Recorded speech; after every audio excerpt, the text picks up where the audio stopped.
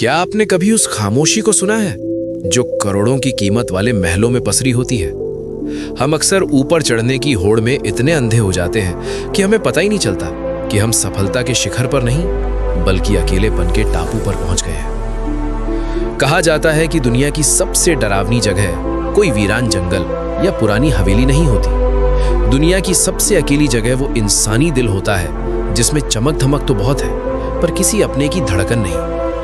ये कहानी है मिस्टर कपूर की, जिन्होंने सब कुछ पा लिया पर अंत में उनके पास खुद की गूंज के अलावा कुछ नहीं बचा।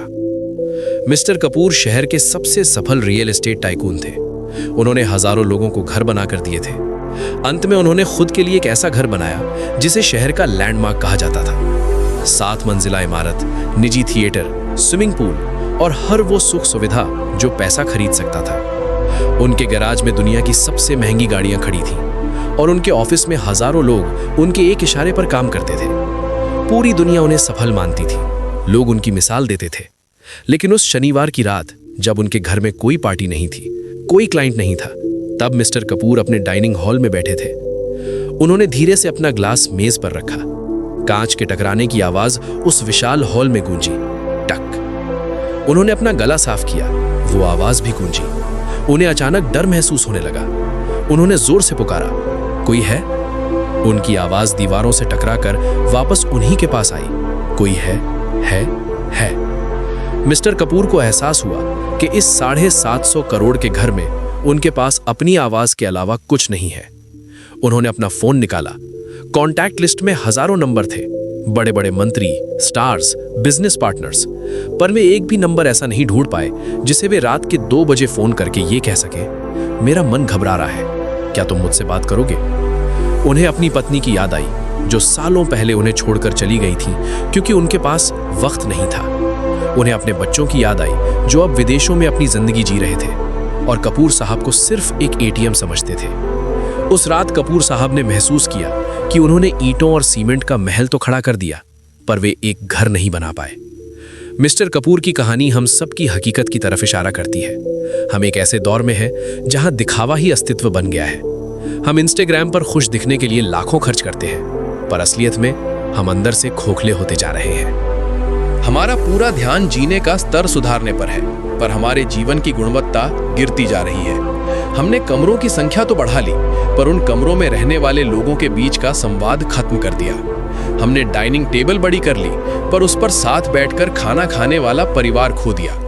महंगी गाड़ी आपको मंजिल तक पहुंचा सकती है पर वो मंजिल अगर सूनी है तो उस गाड़ी की चमक आपको चुभने लगेगी। पैसा सुविधा खरीद सकता है पर वो उस एहसास को नहीं खरीद सकता जो किसी अपने के कंधे पर सिर रख कर आता है।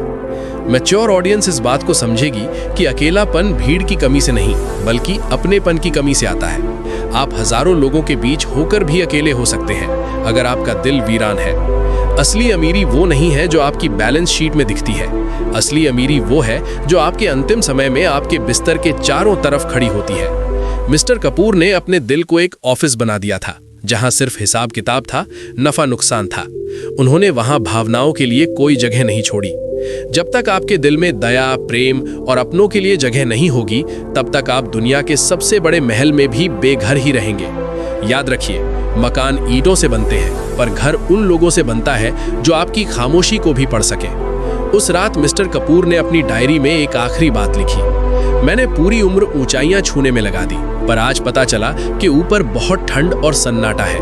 काश मैंने छोटा घर बनाया होता पर उसे लोगों से भरा होता। दोस्तों, आज आप अपने आसपास देखिए, क्या आप भी मिस्टर कपूर वाली दौड़ में हैं?